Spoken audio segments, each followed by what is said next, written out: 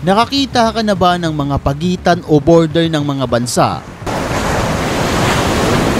Sa video na ito ipapakita natin ang mga nakakamanghang border na naghihiwalay sa dalawang bansa. USA and Mexico border.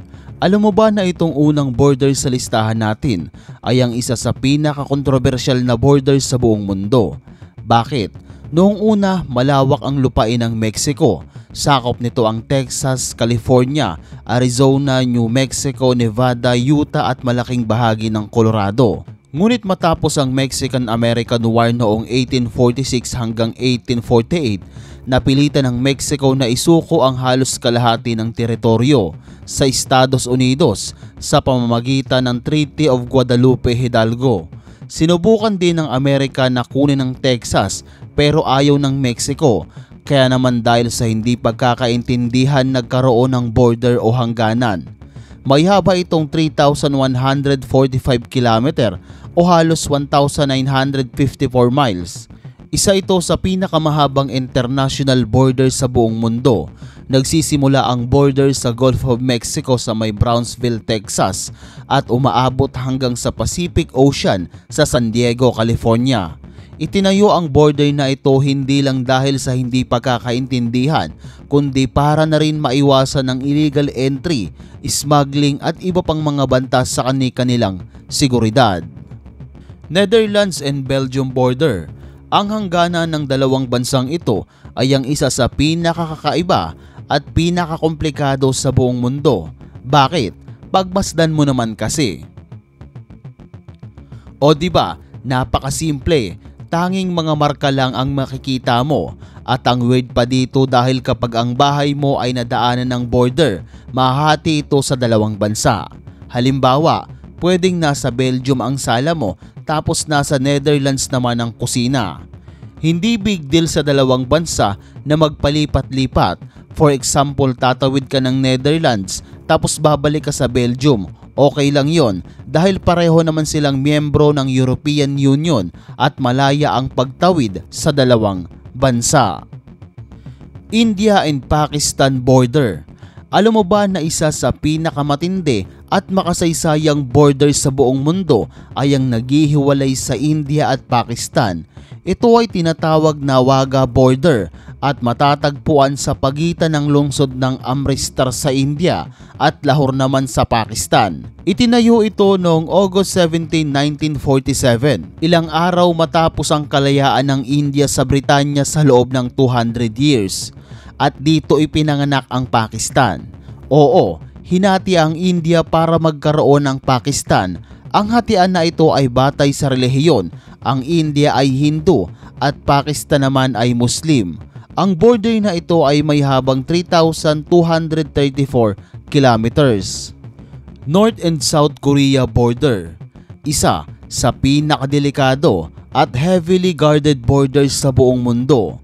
Sa gitna ng Korean Peninsula matatagpuan ang isa sa pinakamatatag at pinaka-striktong border sa buong mundo, ang Demilitarized Zone o DMZ na naghihiwalay sa North at South Korea. Ang Korea ay nahati noong 1945 sa pagtatapos ng ikalawang digmaang pandaigdig at hinati ito gamit ang 38 parallel. Ang border ay may habang 250 kilometers at bantay sarado ng napakaraming sundalo. May mga lugar din dito na tinataniman ng landmines para sa mga taong tatakas galing north papuntang South Korea. Ito ang sinasabing pinakadelikado at heavily guarded borders na itinayo sa mundo. USA and Canada border. Dito may makikita kang isang malaking bahay na sa loob ay nahahati sa dalawa, isang USA at isang Canada. Ito ay ang Haskell Free, isang sikat at kilalang library. Sa loob ng bahay na ito makikita ang itim na linya sa sahig na nagsisilbing marka o border. Habang ang parehong Amerikano at Canadian ay maaari o pwede silang gumamit ng library at manood sa opera house, hindi pinagbabawalan ang dalawang bansa o ang dalawang mamamayang gumamit nito. Ito ay simbolo ng pagkakaibigan at kooperasyon sa pagitan ng dalawang bansa. at isa sa may pinakakakaibang gusali sa buong mundo dahil sa kanyang natatanging lokasyon. Ang espesyal dito, literal na nahati ang gusali sa dalawang bansa. Ang kalahati ay library at opera house na nasa US at ang kalahati naman ay nasa Canada. Russia and Kazakhstan border. Ito ang pinakamahabang border sa buong mundo na naghihiwalay sa Russia at Kazakhstan. Ang border na ito ay may habang humigit kumulang 7,644 km na umaabot sa mga ilog at bundok. Bagamat napakahaba ng border na ito, may mga opisyal na border crossing din para sa mga transportasyon ng tao at kalakal. Hindi ito kasing higpit ng ibang mga borders na kinakailangan pa ng libu-libong sundalo. Basta may passport at visa ka, pwede kang tumawid sa kabilang bansa. Wala itong matitibay na pader o mga wire, pero may mga checkpoint para pigilan ang mga illegal na kalakalan at smuggling. Sa madaling sabi, moderately controlled ang borders, hindi delikado sa karaniwang legal crossing, pero hindi rin basta-basta pwedeng tawirin kung walang tamang dokumento. Vatican City and Italy border. Siyempre, kung may pinakamahabang border, meron din pinakamaiksi at ito ay ang Vatican at Italy border. Sa gitna ng lungsod ng Rome, Italy, matatagpuan ang pinakamaliit na bansa sa mundo, ang Vatican City. Ang border na ito na nasa Italy ay ang isa sa pinakamaikling international border sa buong mundo, humigit kumulang 3.4 kilometro lamang. Karamihan ng mga border sa Vatican City at Italy ay pinaghihiwalay gamit ng mga pader, pero meron din naman mga open area tulad ng St. Peter's Square kung saan maaari kang maglakad-lakad, pero mahigpit ang seguridad dito dahil may mga nakabantay na Swiss Guard para matiyak ang kaligtasan ng Santo Papa at mga opisyal sa gusali. Slovakia, Hungary and Austria borders. Sa gitna ng Europa, matatagpuan ang mga bansang Slovakia, Hungary at Austria.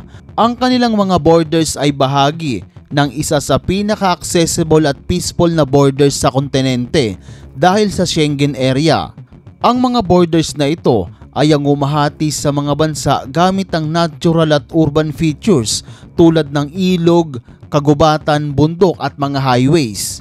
Ang tatlong bansa na ito ay miyembro ng Schengen, kaya naman malaya ang paggalaw nila, walang mahigpit na borders o mga sundalong bantay. Sa mga magtatanong kung ano ang Schengen, ito ay isang grupo sa Europa na nagkaroon ng kasunduan na alisin ang mahigpit na mga borders control sa pagitan ng mga bansa. Kaya naman pwede kang magpalipat-lipat ng bansa kahit wala kang visa dahil ito ay legal sa kanila. So nakita mo na ang mga kakaibang borders sa buong mundo. Nagustuhan mo ba? Pa-like at subscribe naman. So this is WinYT. Maraming salamat. I'm out.